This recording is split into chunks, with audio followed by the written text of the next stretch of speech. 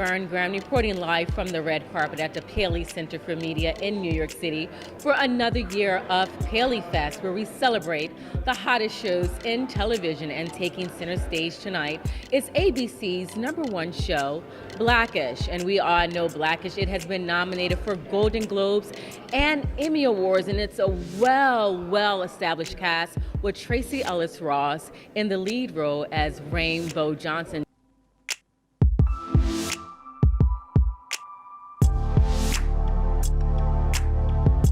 Tracee Ellis Ross has won a Golden Globe in 2017 for her role as Dr. Rainbow Johnson.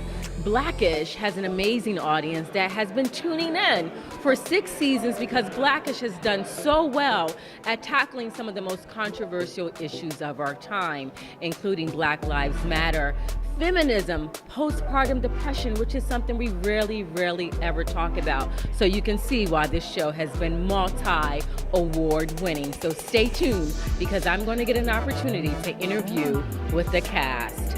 Tanisha Laverne Grant, blackinamerica.com. Tracee, first of all, you look absolutely amazing. Just love the yellow. Thank you. You're such an icon in this space, and your show has tackled some pretty difficult topics that are trending in the news today. What is one thing that kind of blew you back a little bit when you were like, oh my God, we gotta do an episode about this today?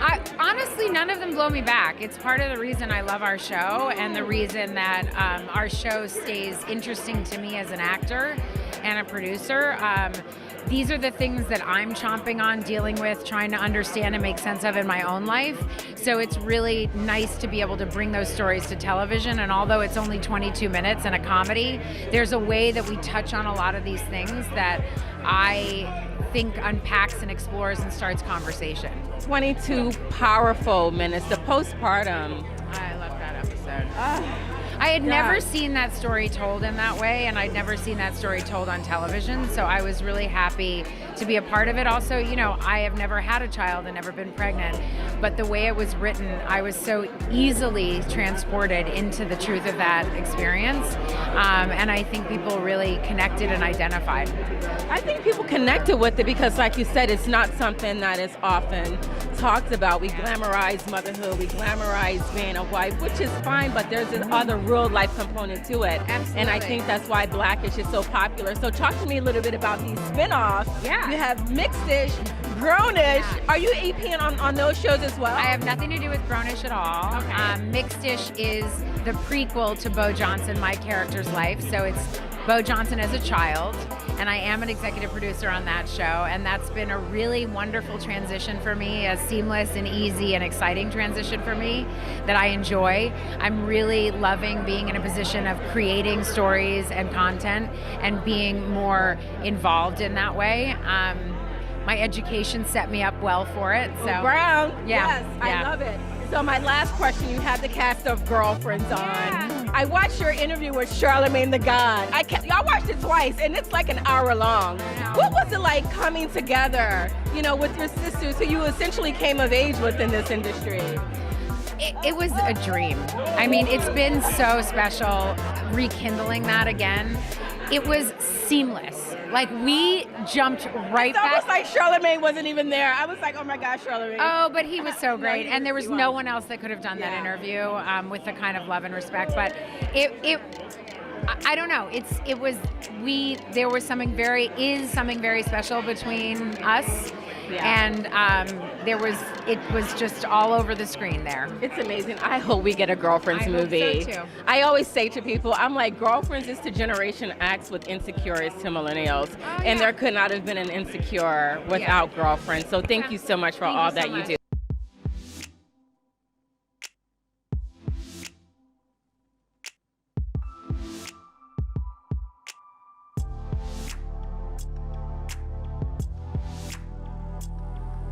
Congratulations on everything that you're doing. I mean, Blackish has set you up for some serious success outside of your mother and father guiding you along. Yeah. So what's this whole journey been like for you? I feel like I've been interviewing you since you were knee-high to a grasshopper. Yeah, it's crazy. It's lots of fun. And of course, doing this at such a young age and like me continuing to grow with this, it's pretty amazing. So, and of course having like the platform to actually create my own projects now and seeing it from a different perspective, like other than like, you know, a white man dominated type industry, just seeing it from, you know, somewhere new, like in a 15-year-old's perspective. It's kind of cool. You've done so much in the 6 seasons, so just continue to talk about some of the things that you've learned working on the show. I don't know, there's so many things I've learned, of course, with more acting skills, of course, really getting to learn just everyone that I work with and like going through different projects and seeing like the different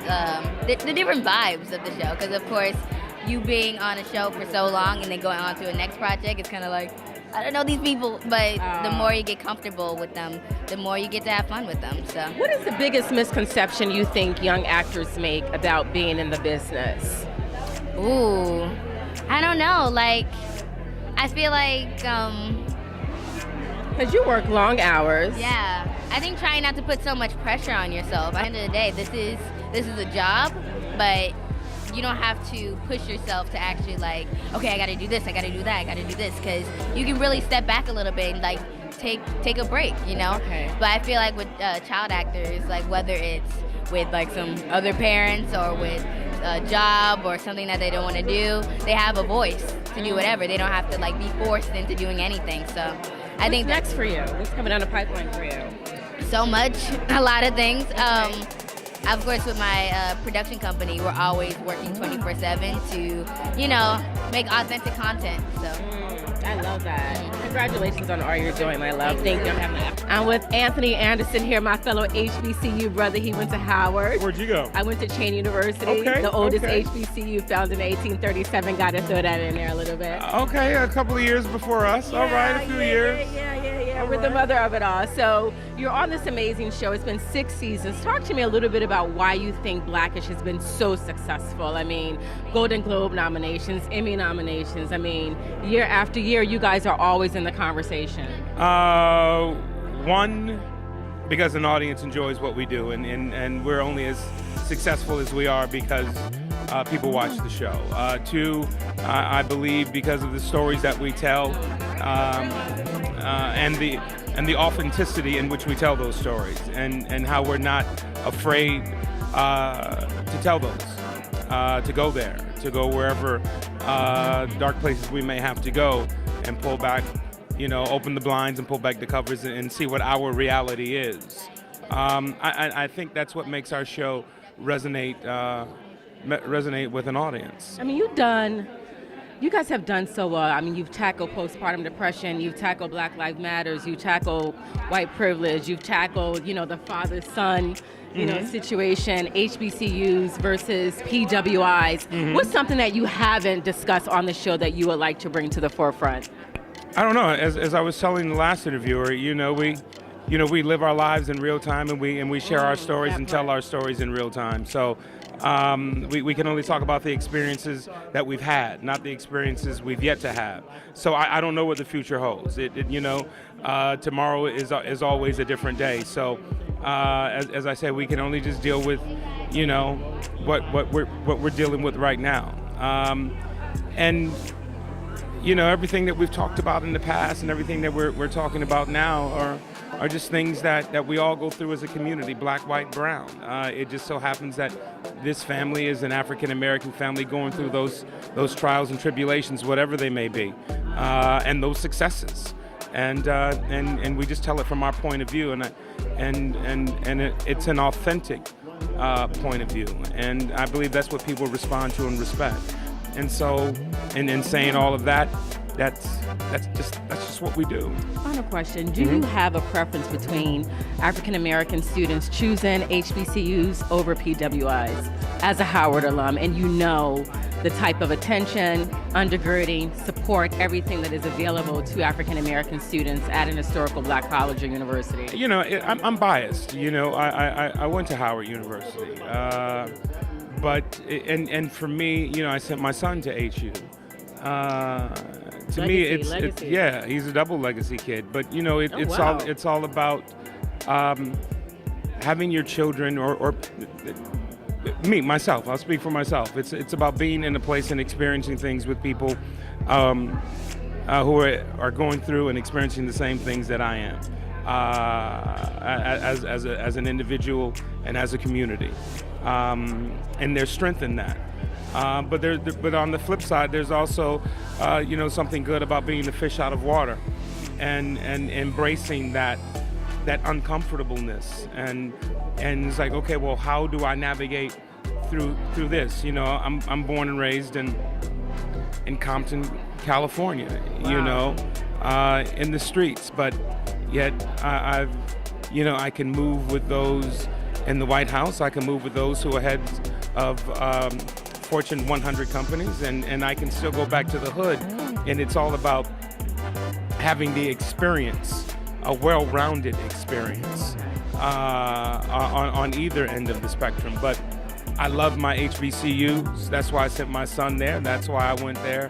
And again, I think it's something special about being in a place where everybody that looks like you. That matters. That matters, yeah, and it does. Wow. And you understand that you're not alone in this, because sometimes you can feel lonely. It's like, why am I the only one going through this? And then you meet a group of people and you understand that their struggles are the same, and there's strength in numbers. I love that. Thank you so much my for your pleasure. time. Mhm. All the best to you. Thanks. Talk to me a little bit about being a part of such an amazing show that's going to go down in history as one of the most iconic shows in television. I mean, you put it all together like that, and I was like, oh, I guess we've done a lot. Yeah. It's been 6 years. Who knew? It's just been a joy. It's the best job I've ever worked on. I love the people I work with. Genuinely, we are a tight-knit family, and a lot of shows say that, but it's genuine. From the writers' room to production to the stage, everybody really does care for one another, and I think it shows in what you get to see on the screen. What do you think is the biggest misnomer that young actors, writers, and producers think about when it comes to putting together a show? Okay. Yeah. I think they think it's not a job. It's a day job. It is.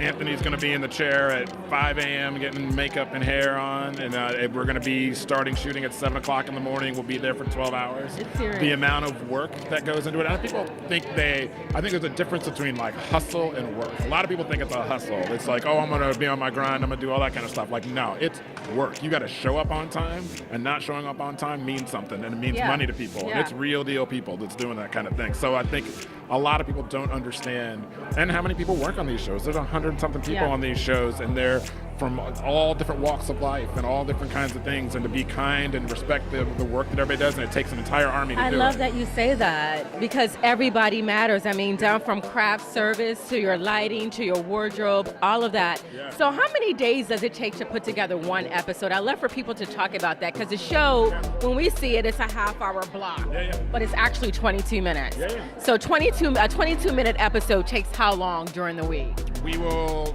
shoot over 5 days, and so 12-hour days to shoot what ends up being 20 minutes, and the writing will take a few weeks before that. So it's, we started actually pre-production, the writing, we started right after Memorial Day.